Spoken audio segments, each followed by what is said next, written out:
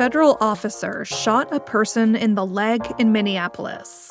That's where we're starting the 7 from the Washington Post. I'm Hannah Jewell. It's Thursday, January 15th. Let's get you caught up with today's 7 stories.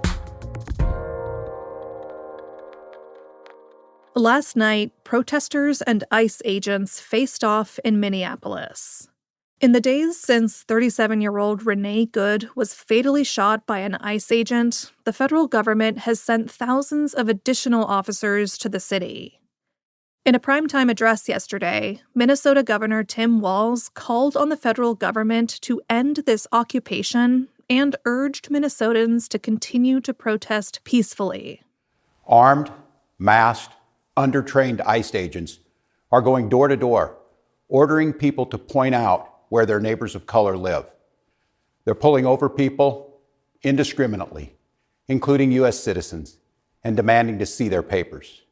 And at grocery stores, at bus stops, even at our schools, they're breaking windows, dragging pregnant women down the street, just plain grabbing Minnesotans and shoving them into unmarked vans, kidnapping innocent people with no warning and no due process.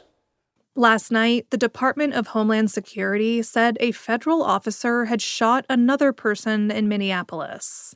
DHS said the person was a Venezuelan man who had attempted to evade arrest and that both the officer and the person shot were being treated at a hospital. The Post could not immediately confirm details of the incident nor the identity of the person shot. Footage from the streets of Minneapolis late yesterday showed protesters shouting, filming ICE officers on their cell phones, and calling for them to leave the city. Our streets! Our streets! Our streets! Our streets! Our streets! The Pentagon moved troops away from key facilities in the Middle East. That's number 2. President Donald Trump is considering military strikes against Iran. Anti-government protesters there are facing a deadly crackdown, and Trump has promised them that help from the U.S. is on the way. As a precautionary measure yesterday, the Pentagon began relocating personnel and equipment away from some facilities in the region. That echoes actions taken before U.S. strikes in Iran last year. However, later in the day, Trump said important sources in Tehran told the U.S. government that the regime has halted its brutal crackdown. That leaves open the question of whether he will still order strikes. Number 3. White House talks on Greenland's fate ended with fundamental disagreement. Yesterday, Vice President J.D. Vance hosted a high-stakes meeting about the future of Greenland. President Trump has said he wants to own the Arctic territory, but Danish officials say that isn't going to happen. Greenland is a self-governing territory that is part of the Danish realm. Diplomats from Denmark and Greenland attended the talks.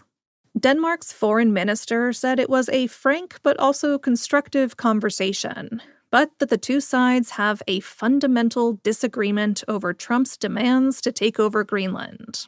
Denmark's foreign minister Lars Løkke Rasmussen gave a press conference after the talks. For us, ideas that would not respect territorial integrity of the Kingdom of Denmark and the right of self-determination of the Greenlandic people are, of course, totally unacceptable.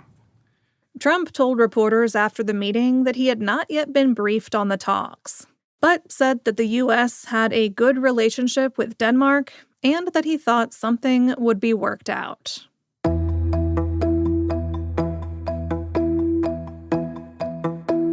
Number 4. President Trump's promised manufacturing boom is a bust so far. Last spring, on a day he dubbed Liberation Day, Trump introduced widespread tariffs. He said they would help American workers and boost manufacturing. But employment in the sector has declined every month since that day in April. 72,000 fewer people are now employed in manufacturing. Most mainstream economists say the trade measures that Trump claimed would boost manufacturing have actually hampered the industry. Small and mid-sized businesses in particular have struggled to cope as tariff policy keeps changing. But it's not all down to the Trump administration. American factory jobs peaked at 19.5 million in the summer of 1979 and have been falling ever since. That's mainly down to the introduction of new technologies. Number 5.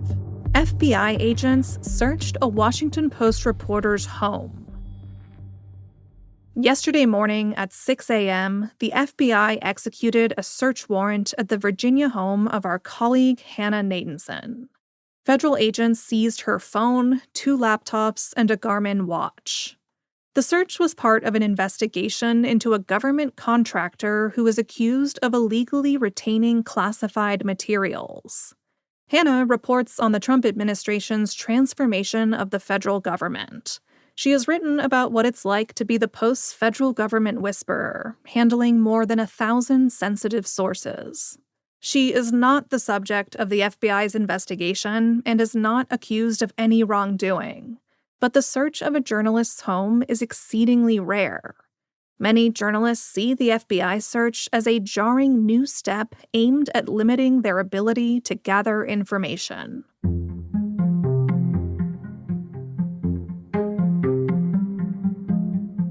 A novel treatment is keeping bone marrow cancer patients alive. That's number 6. Multiple myeloma is an aggressive cancer of the bone marrow. A recent clinical trial showed some very promising results published last month for an experimental immunotherapy treatment. More than 80% of patients who got the new therapy were still alive without their cancer spreading after nearly 3 years. That's compared with 30% of patients in a control group who received a standard treatment. The new treatment carries risks of serious reactions, including infections. But the trial results are still raising hopes among physicians and researchers about finding a potential cure for multiple myeloma. That's something that was unthinkable not long ago.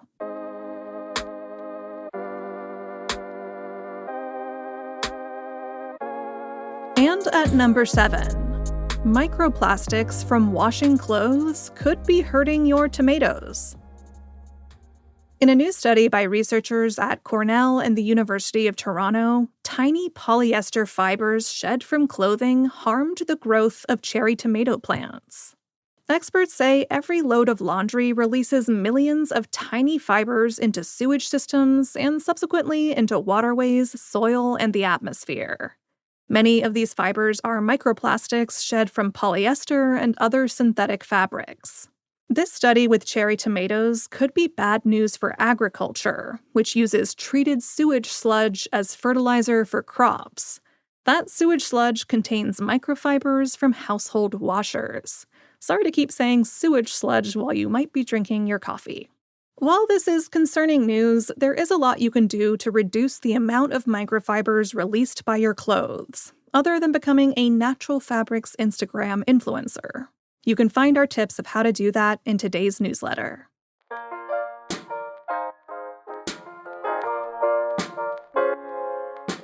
All right, you're all caught up. Good journalism is even better when it's shared.